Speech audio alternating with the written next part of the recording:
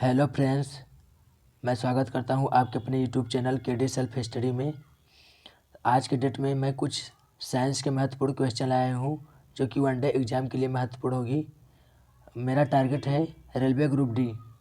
चलिए मैं अपने क्वेश्चन की ओर चलता हूं। यह रहा आपके सामने पहला क्वेश्चन। सर्वदाता रक्त समूह है, तो इसका राइट आंसर क्या हो जाएगा? सर्वदाता रक्त समूह है। जैसा आप लोगों को पता होगा, इसका राइट आंसर ऑप्शन ए हो जाएगा, ओ। हम ओ को सर्वदाता रक्त समूह कहते हैं। चलिए हम रक्त के बारे में कुछ विशेष महत्वपूर्ण तथ्य बताते हैं। अगर हम बात करते हैं सर्वग्राही रक्तदाता कौन है, सर्वग्राही रक्तदाता कौन है, तो ए बी होता है। अगर हम बात करते हैं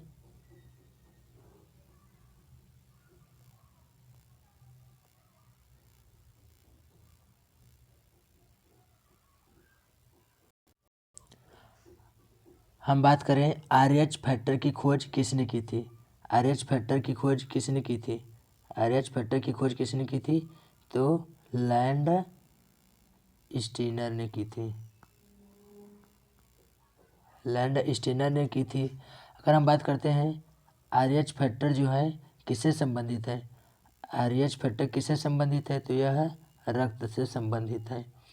अब हम यही बात करते हैं रक्त को कौन शुद्ध करता है, रक्त को शुद्ध कौन करता है, तो रक्त को शुद्ध कौन करता है?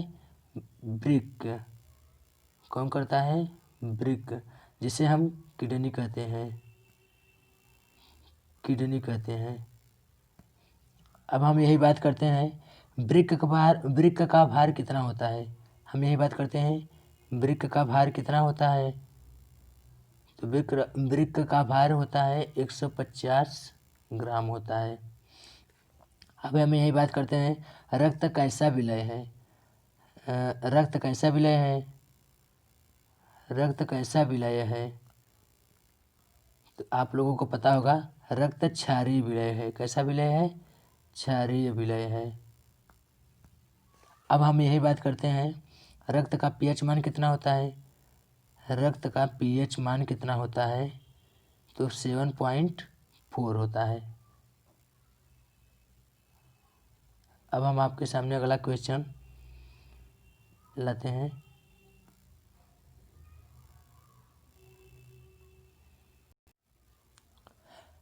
ये रहा आपके सामने अगला question.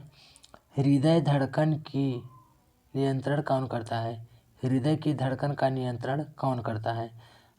Option A pacemaker, option B पीयूष ग्रंथ, ऑप्शन सी ए व बी दोनों, option D none of these. तो इसका राइट आंसर ऑप्शन ए हो जाएगा, इसका राइट आंसर ऑप्शन ए हो जाएगा, पेसमेकर।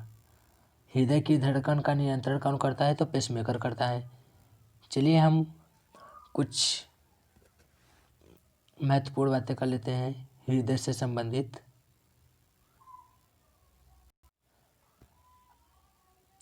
हम बात करें शरीर से हृदय की ओर, शरीर से हृदय की ओर रक्त ले जाने वाली रक्तवाहिनी कहलाती है। शरीर से हृदय की ओर रक्त ले जाने वाली रक्तवाहिनी कहलाती है, रक्तवाहिनी कहलाती है, तो क्या कहलाती है? शिरा। ये जो शिरा है शरीर से हृदय की ओर रक्त को ले जाता है। अब हम यही बात करते हैं धमनी के बारे में। अगर धमनी में हृदय से शरीर की ओर रक्त ले जाया जाता है, हृदय हृदय हृदय से शरीर की ओर रक्त ले जाने वाली रक्तवाहिनी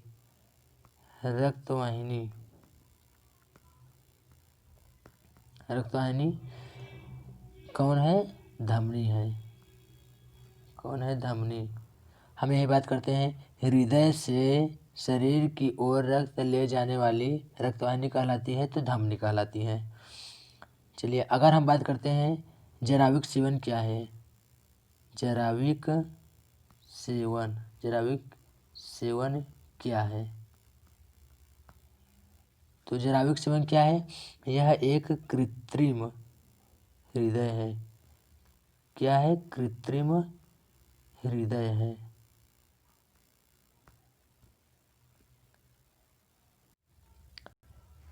यह रहा आपके सामने अगला क्वेश्चन। सबसे छोटी अस्थि होती है, सबसे छोटी अस्थि होती है option A femur, option B sartorius, option C stapes मध्यकण, ऑप्शन डी इनमें से कोई नहीं। तो जैसा आप लोगों को पता होगा, इसका राइट आंसर ऑप्शन बी हो जाएगा, स्टेपिस मध्यकण। यह कहाँ पाया जाता है? तो कान में पाया जाता है। अब हम यही बात कर लेते हैं, सबसे बड़ी हड्डी कौन सी होती है? सबसे बड़ी हड्डी कौन सी होती है? सबसे बड़ी हड्डी कौन सी होती है? तो फीमर की होती है। कौन सी होती है? फीमर की हड्डी होती है। फीमर कहाँ पाया जाता है? जांघ में पाया जाता है। अगर हम बात करें सबसे लंबी पेशी कौन है, हम बात करें सबसे लंबी पेशी कौन है, सबसे लंबी पेशी कौन है, सबसे लंबी पेशी कौन है?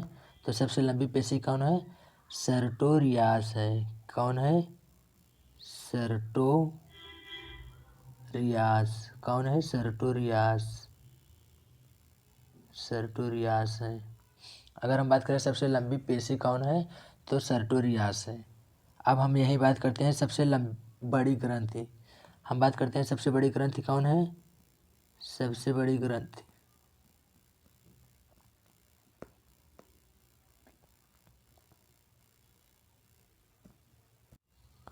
सबसे बड़ी ग्रंथि कौन है? यकृत है। कौन है? यकृत। ये रहा आपके सामने अगला क्वेश्चन। हम बात करते हैं सर्वाधिक पुनरुद्भवन की क्षमता किसमें होती है? सर्वाधिक पुनरुद्भवन की क्षमता किसमें होती है? तो इसका राइट आंसर ऑप्शन ए हो जाएगा, यकृत। सर्वाधिक पुनरुद्भवन की क्षमता किसमें होती है? तो यकृत में होती है। किसमें होती है? यकृत में होती है। अब हम यही बात करते हैं, अगर सबसे, ये तो रहा सर्वाधिक पुनरुद्भवन की क्षमता। अब हम यही बात करते हैं सबसे कम पुनरुद्भवन की क्षमता किसमें होती है? सबसे कम पुनरुद्भवन की क्षमता किसमें होती है? तो मस्तिष्क में होती है। किसमें होती है? मस्तिष्क में। किसमें होती है? मस्तिष्क में होती है। अगर हम बात करते हैं सबसे बड़ी लार ग्रंथि, सबसे बड़ी लार ग्रंथि की हम बात करते हैं, सबसे बड़ी लार ग्रंथि, सबसे बड़ी लार ग्रंथि कौन सी होती है? तो पैरोटिड ग्रंथि। कौन सी होती है? पैरोटिड ग्रंथि। अब हम ले चलते हैं आपके सामने अगला क्वेश्चन। ये रहा आपके सामने अगला क्वेश्चन।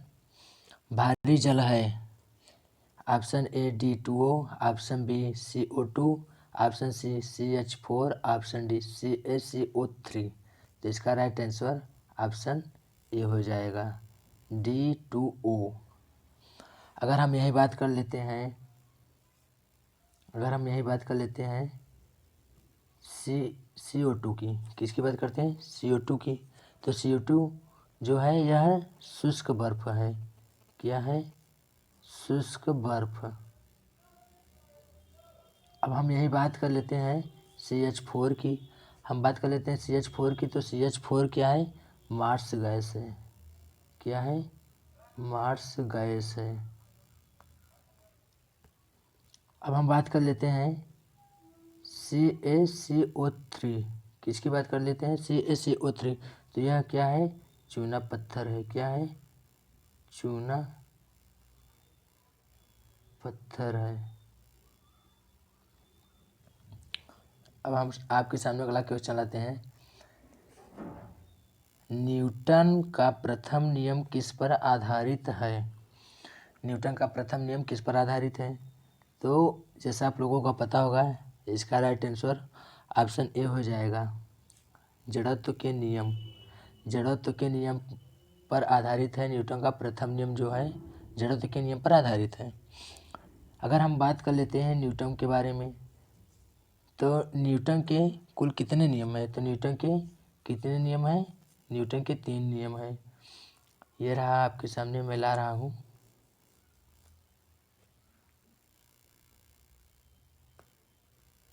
महत्वपूर्ण तथ्य न्यूटन के बारे में। न्यूटन के कितने नियम हैं? तो 3 नियम हैं। 3 नियम है। पहला नियम कौन है? जड़त्व का नियम।